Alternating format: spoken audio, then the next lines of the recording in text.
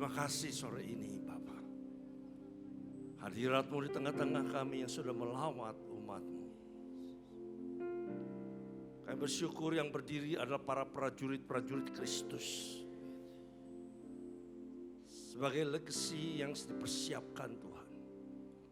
Sebab itu kami percaya Engkau sendiri yang akan berbicara setelah kami mendengarkan tuntunan melalui Bapak Gembala Pembina.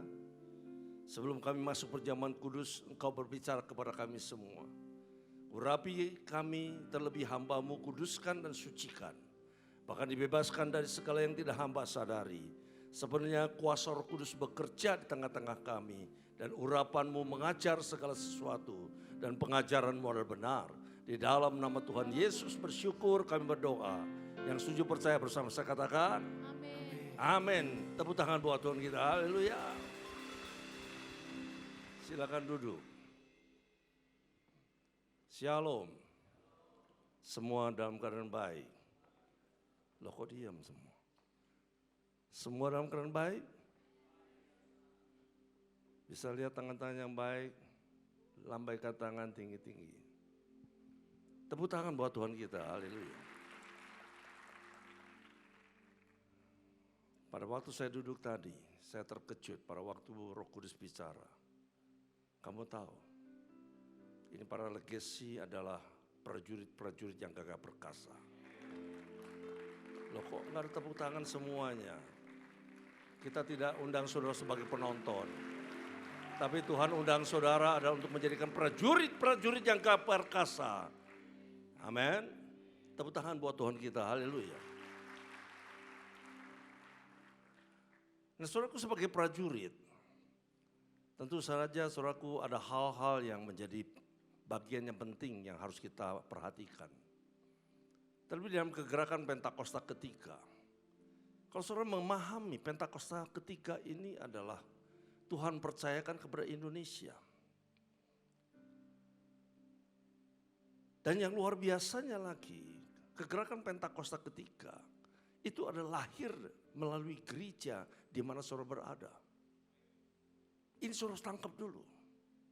Kalau kita tidak menangkap sesuatu hal yang sangat urgent ini, sangat penting ini, maka kita tidak bisa menjadi prajurit Kristus.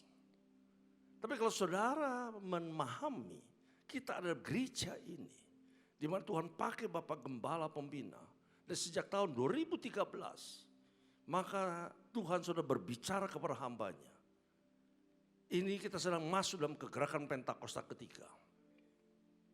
Saudaraku, kalau saudara perhatikan, terjadi kegerakan anak-anak muda di gereja-gereja yang ada di seluruh Indonesia.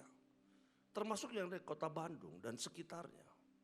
Jangan sampai gereja di mana kita ada, di mana Tuhan sudah tunjuk, kita tidak menangkap sesuatu. Tak cerita sebentar ya. Saudaraku, kalau saudara memahami kegerakan Pentakosta ketiga, justru lahir di saat saudara di usia seperti ini. Sebagai generasi Yeremia. Oh luar biasa. Sehingga Tuhan katakan mereka sebagai anak-anak panah. Saudara sebagai anak-anak panah.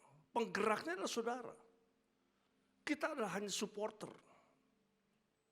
Saudara mau panggil saya opa boleh. Mau panggil saya boleh. Mau panggil papi juga enggak apa-apa. Sebagai bapak rohani. Saudaraku, saya melihat saudara tuh saya tuh kadang-kadang iri. Rasanya saya ingin kembali kepada usia saudara. Tapi semangat saya tetap ada seperti usia saudara. Tepuk tangan buat teman. Sudahlah, jangan khawatirlah. Kalau saudara melihat jadwalnya opa atau atau papi, saudaraku mungkin saudara kata, wow. Artinya saudaraku saya mempunyai semangat yang sama. Sebab itu saudaraku perhatikan. Kalau kita perhatikan sebuah gerakan, itu harus perhatikan core-nya. You know core? Kalau melihat sepeda motor itu saudara asnya, ya, penggerak daripada roda. Amin. Kalau nggak ada core-nya, saudaraku nggak ada asnya, ya, yang di tengah-tengah itu. Maka saudaraku itu tidak terjadi sebuah gerakan. Nah seperti saudaraku, saudara ada core-nya, penggeraknya, pencetusnya. Sehingga ini yang dipersiapkan. Ya, Ini para pemimpinnya di sini, ya Daniel, perhatikan ini, ya Stefanus, dan juga semua yang ada di sini. Ya, Petrus, perhatikan nih. Ini harus betul-betul dimuridkan. Artinya saudaraku harus siap atau tidak siap. Saudaraku, saya cerita bagaimana pada waktu Tuhan mempersiapkan Paniko, dan di dalamnya juga Tuhan mempersiapkan saya. Pada waktu itu saya usia 30-an, saudaraku. Ada tahun sekitar 86. Saya tidak tahu bahwa saya sedang dipersiapkan Tuhan. Karena latar belakang saya adalah sebagai businessman yang saat itu mengalami kebangkrutan. Sama Opa Niko juga mengalami kebangkrutan, saudaraku. Sehingga kalau kita dipanggil adalah panggilannya adalah sebagai hamba Tuhan kejadian. Kejadian karena bangkrut sehingga dipaksa untuk menjadi hamba Tuhan. Padahal saudaraku di sini yang nggak mau jadi hamba Tuhan, mau jadi pengusaha. Tapi bagaimana kalau Tuhan yang memanggil? God calling. Kalau Tuhan sudah memanggil. Sama seperti waktu Bapak Presiden memanggil para menterinya. Sama seperti itu. Kalau sudah dipanggil sama Tuhan, saudaraku, no way to reject it. Tidak ada cara untuk menolak. Menolak, habis. Apalagi gerbong yang dibawa itu adalah 5. 1 istri, 4 anak. Tahu gerbong kan? Ini bukan gerbong kereta api, tapi gerbong di dalam keluarga. Dalam keadaan bangkrut, nggak punya apa-apa. Sehingga dipikirkan bagaimana dengan masa depan anak-anak. Itu yang Opa pikirkan. Ya, atau Om pikirkan. Atau Papi pikirkan. Oh, Ivan masih kecil, saudaraku. Ivan kan baru usia 30 sekian. Ya. Semuanya masih kecil, saudaraku. Iing aja baru masuk sekolah SD kelas 2 kalau nggak salah, kelas 1, kelas 2. Nah saudaraku, dalam kondisi seperti itu saya tuh bingung. Mau kerja, nggak ada kerjaan. Akhirnya ya sudah, pas ketemu dengan Opa Niko tahun 98, 89 maaf, 88. Nah pada waktu ketemu dengan Opa Niko 88, nah ini Opa David ini bisa sedikit piano, ya, sehingga bisa mengiringi pergi kemanapun. Bahasa Mandarin katakan Dongping Xiang Lian. Siapa yang di sini yang bisa mendengar bahasa Mandarin? Angkat tangan. Wow, yang di belakang nggak bisa mendengar. Saudara nggak bawa telinga. Saya tidak menanya saudara mengerti. Siapa yang bisa mendengar? Oh, semua bisa mendengar. Harusnya bisa mendengar ya. Kalau enggak saya ngomong sorangan, saudaraku. Nah saudaraku, artinya masa lalunya sama. Sehingga begitu ketemu cocok. Ya, cocok. Bahkan saudaraku, pada waktu kita berjalan bersama-sama adalah dipercayakan lagu-lagu. Nah itu yang menjadi dasar Tuhan pakai di dalam pemulihan Pondok Daud. Saudaraku, tidak seperti kalian semua. Segalanya sudah disiapkan. Tuntunan sudah jelas. Waktu itu kita masih dalam keadaan bayang-bayang semua. Ya, Opa Niko dipanggil untuk sebagai hamba Tuhan sepenuh waktu. Opa Niko sudah dipanggil dulu hamba Tuhan sepenuh waktu. Opa David ini belum. Baru tahun 90. Sehingga gereja ini ada sejak Opa dipanggil jadi full timer. Bulan 3, bulan 6 gereja ini ada. Jadi bulan-bulan seperti ini. Ya bulan 3, 30 tahun yang lalu Opa dipanggil sebagai hamba Tuhan sepenuh waktu. Gak ngerti. Tapi sudah dipersiapkan dari sejak tahun 86. Masuk dalam perhentian Tuhan. Karena bangkrut gak bisa kerja apa-apa. Hanya masuk dalam hadirat Tuhan. Persiapkan segala sesuatunya. Diberikan lagu-lagu yang begitu banyak sekali. Hanya itu. Pelayan bersama dengan Opa Niko dari sejak tahun 88. Nah saudaraku, kalian sebetulnya adalah sangat berbahagia. Karena tuntunan sangat jelas melalui Tuhan. Ya, dia sampaikan oleh Opa Niko. Yaitu tentang kegerakan Pentakosta ketiga. Sehingga kalian hanya tinggal mengikuti arahannya apa. Nah saudaraku, sebagai generasi Yeremia, kalau kita perhatikan, ada satu target yang kalian harus capai. Yaitu apa? Untuk membawa kegerakan Pentakosta ketiga. Yaitu untuk mencapai amanat agung. Menyelesaikan tugas amanat agung ini. Tuhan percayakan kepada kalian. Kita tidak tahu berapa tahun ke depan. Tapi saudaraku, seperti apa yang terjadi dengan SARS, dengan virus corona, ya. Saudaraku, kalau kita lihat siapa yang mengerti awal tahun tiba-tiba datang virus ini. Sebetulnya sejak tahun yang lalu bulan 12 sudah muncul sebetulnya virus ini. Tapi saudaraku, baru diekspos itu adalah akhir Desember. Sehingga Januari terjadi semua goncang-goncangan. Justru di saat Tuhan bicara kepada gereja kita, ini kita sedang masuk tahun dimensi yang baru. Saudaraku, memasuki tahun dimensi yang baru tidak ada seorang pun mengerti. Namun ada satu pesan Tuhan yang ditulis dalam 2 Korintus pasal 3, 18. Coba kita baca bersama-sama. Ini ayat yang penting. Dan kita semua mencerminkan kemuliaan Tuhan dengan muka yang tidak berselubung. Dan karena kemuliaan itu datangnya dari Tuhan yang adalah roh, perhatikan rohnya besar, berarti roh Allah, roh kudus. Maka kita diubah menjadi serupa dengan gambarnya dalam kemuliaan yang semakin besar. Target kita adalah untuk menjadi serupa dengan gambar Tuhan. Ya, gambar Yesus. Dalam kemuliaan semakin besar. Di dalam satu ayat, kalau kata kemuliaan ditekankan 3 kali, ini harus menjadi perhatian buat kita. Kenapa ditekankan 3 kali? Bahkan di akhir dengan kemuliaan yang semakin besar. Dari kemuliaan Tuhan, ya, kemuliaan itu datangnya dari Tuhan yang adalah roh. Tapi saudaraku perhatikan.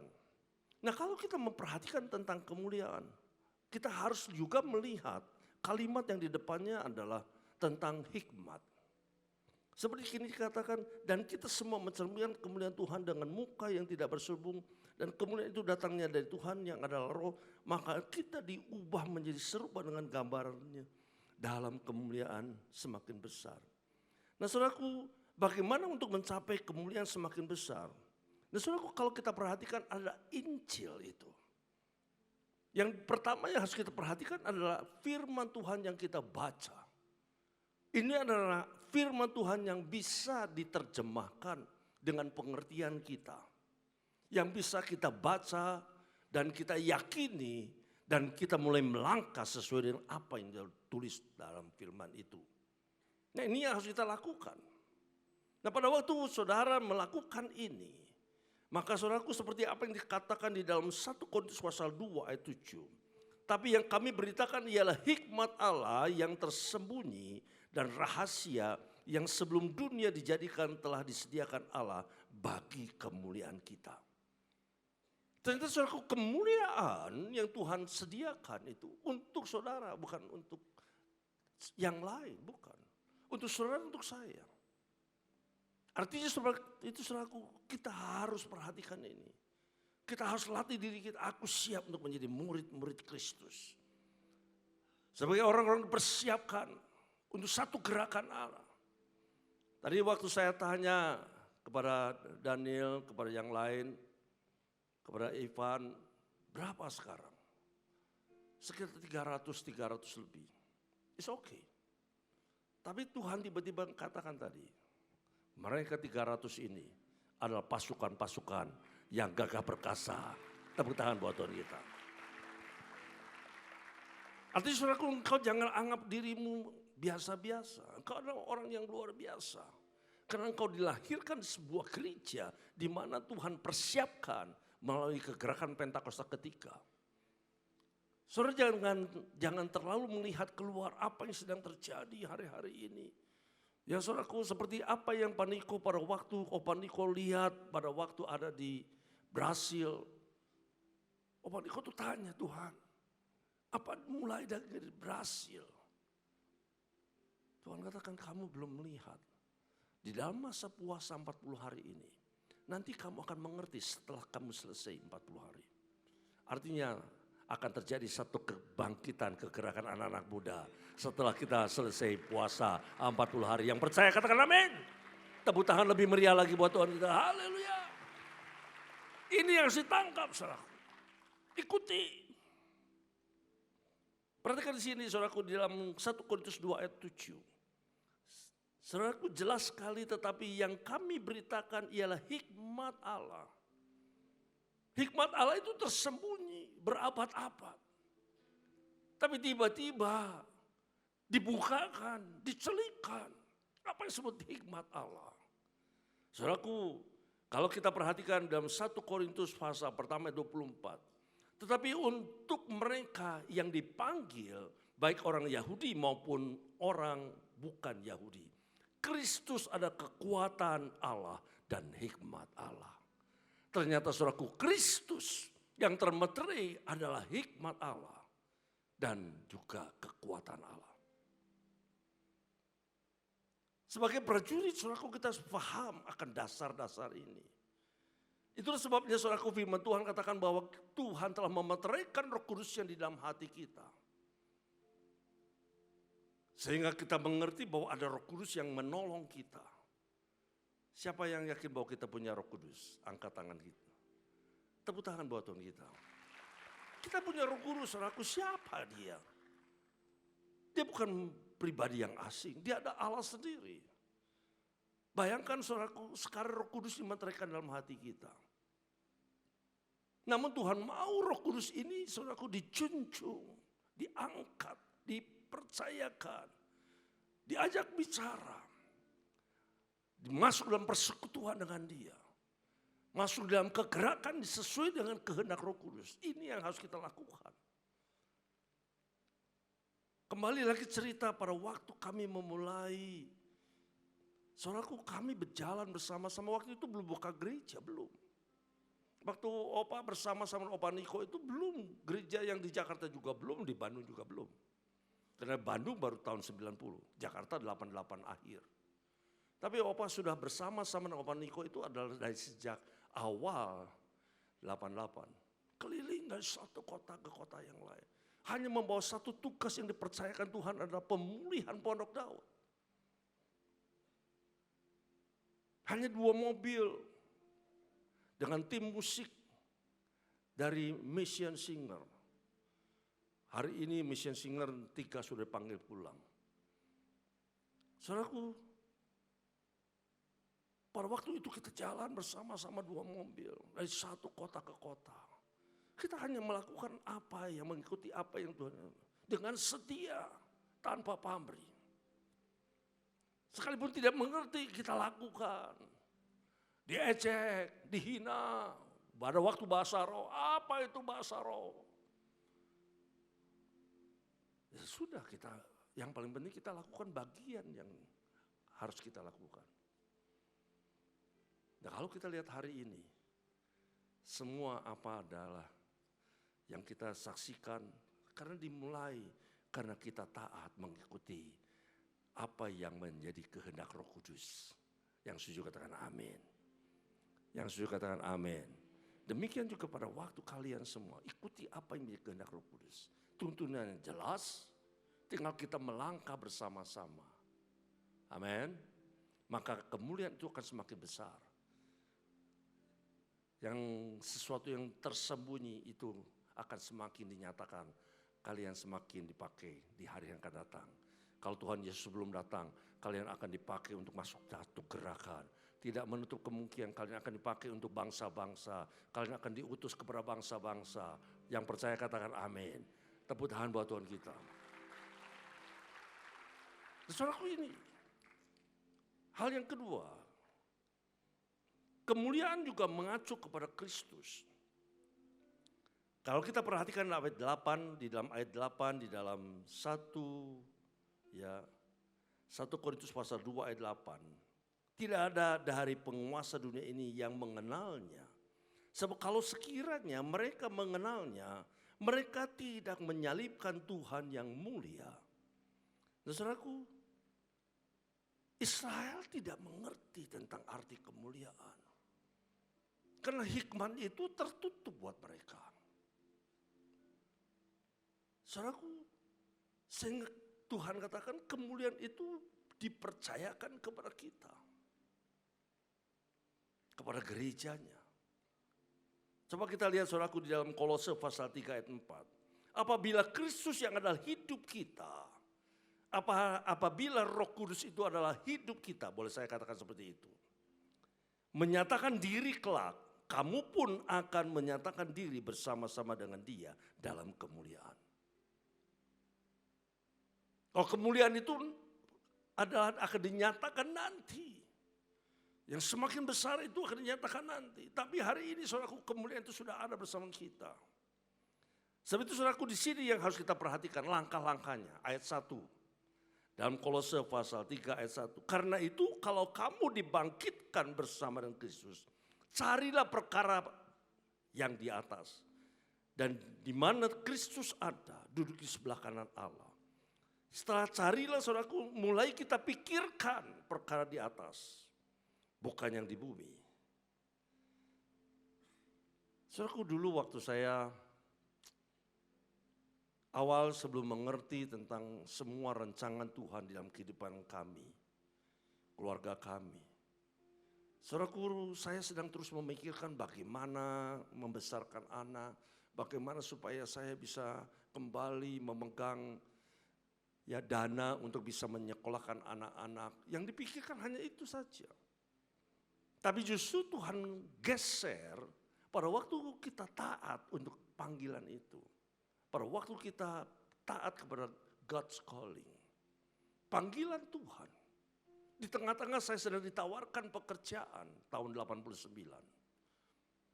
Tapi saya menunggu waktu Tuhan. Tiba-tiba pada waktu bulan 3 tahun 90. Hanya dengan sebuah lahirnya lagu Mataku Tertuju Padamu. Kita tahu semua kan. Saudara tahu lagu Mataku Tertuju Padamu?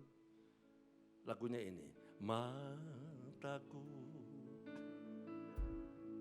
tertuju padamu. Yang tahu ikuti lagu ini. Segenap hidupku ku serahkan padamu. Bimbing aku masuk rencanamu. Perhatikan kata-katanya. Untuk membesarkan kerajaanmu. Ku mau mengikuti kehendak-Mu ya Bapa. Ku mau selalu menyenangkan hati-Mu.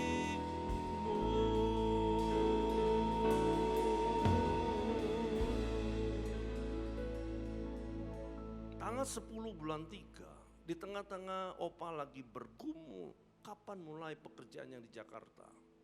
Dana semua sudah siapkan. Tiba-tiba lahir lagu ini. Mulai tanya, Tuhan, maksudmu apa? Kok berikan lagu ini kepadaku? Hambaku, serahkan seluruh hidupmu untuk aku. Wah, jujur, Opa gak bisa terima.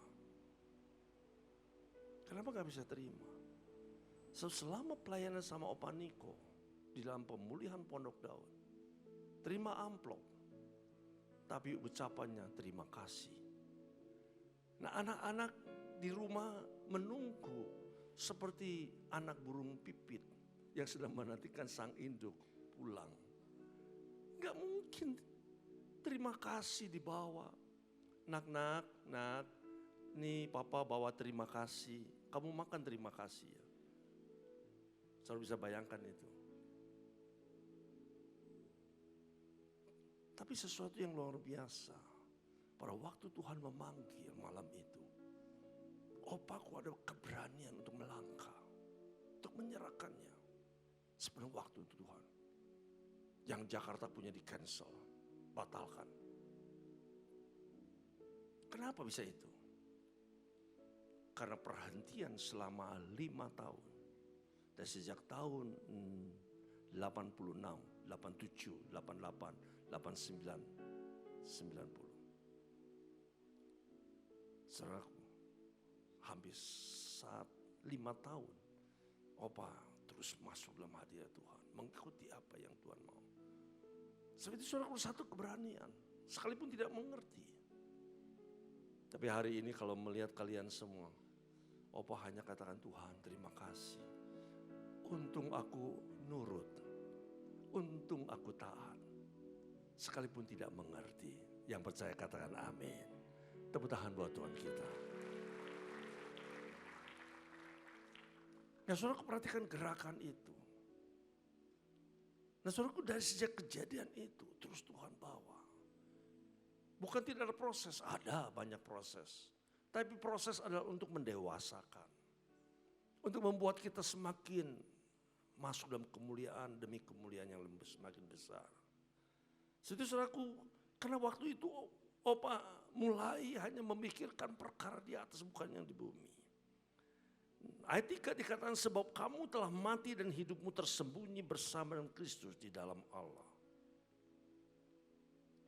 Baru mengerti belakangan ini. Oh, ini yang dimaksudkan. Pada waktu kita mulai konsentrasikan kepada yang di atas. Pikirkan yang di atas. Di mana Kristus ada duduk di sebelah kanan Allah. Maka baru nanti di sana akan Tuhan bukakan rahasia-rahasia. Demikian juga hari-hari ini. Di saat puasa raya 40 hari. Ayo puasa sungguh-sungguh. Maka kalian akan semakin mengerti.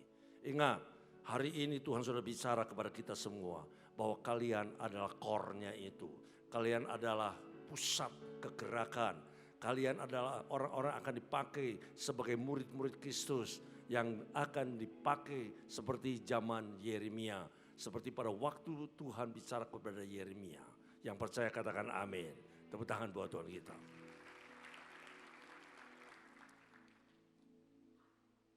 Nah, sebab itu saudaraku, kalau kita mau katakan bahwa aku mau menjadi seperti Kristus.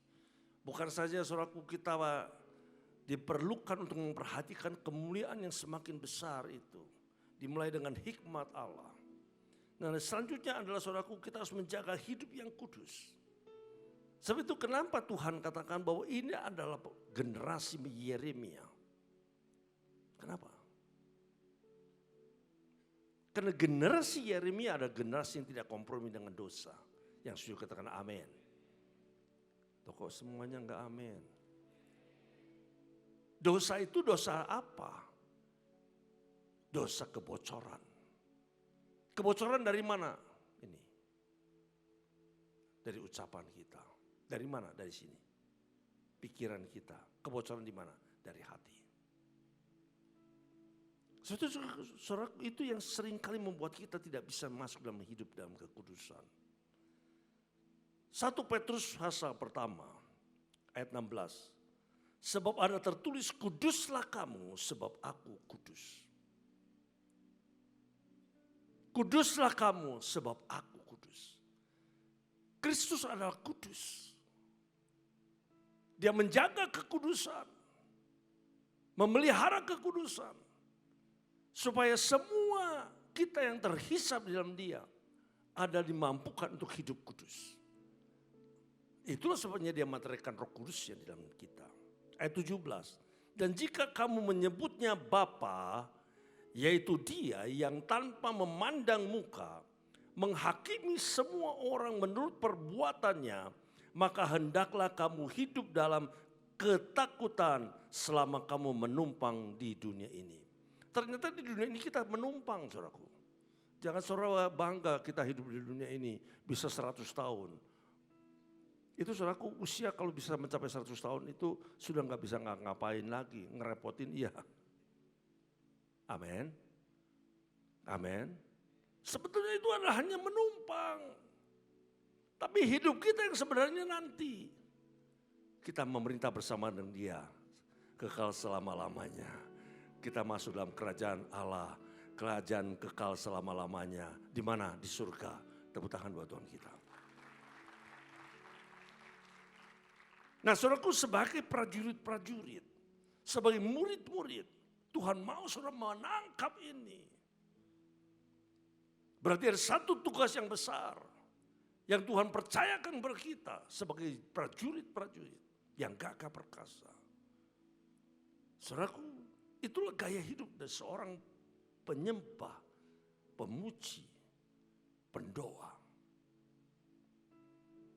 Kita harus mempersiapkan diri dengan sungguh-sungguh. Karena sama seperti pada waktu Opa, Niko dan Opa pada waktu itu.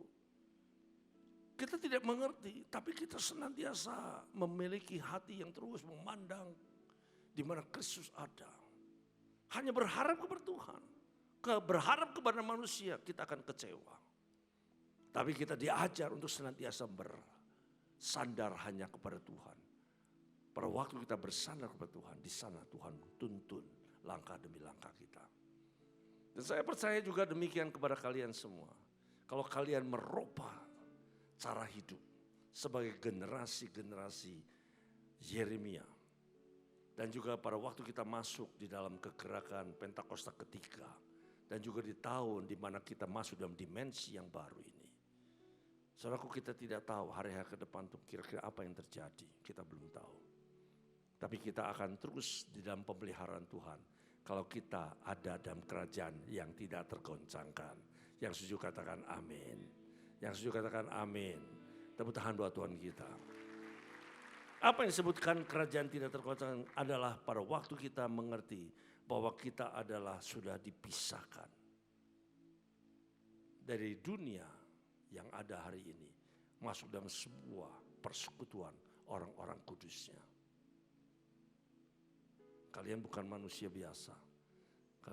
Kita semua adalah manusia-manusia yang diperlengkapi dengan roh Allah di dalam kita.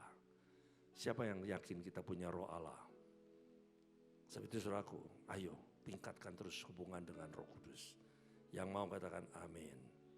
Yang mau katakan amin. Yang mau katakan amin. Aminnya semakin keras, katakan amin.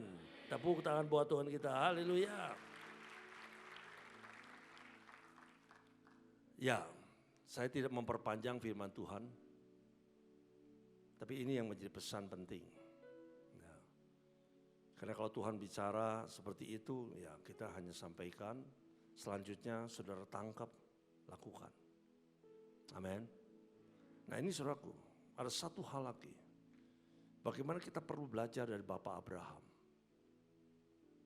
Coba kita lihat dalam Kejadian 26 ayat 5. Bisa lihat, bisa memunculkan Kejadian 26 ayat 5. Kita baca bersama-sama. 1, 2, 3. Karena, semua baca. 1, 2, 3. Telah mendengarkan firman-Ku dan memelihara apa? Kewajibannya kepadaku, yaitu segala perintah, ketetapan, dan hukum-Ku. Itulah sebabnya dia disebut Bapa segala orang beriman.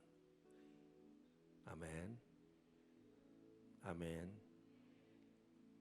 Kalau belum semuanya amin, baca lagi satu kali. Supaya betul-betul nempel di sini. Masukkan ke sini, lakukan. Ayo baca lagi satu kali. Karena 1, 2, 3. Dan yaitu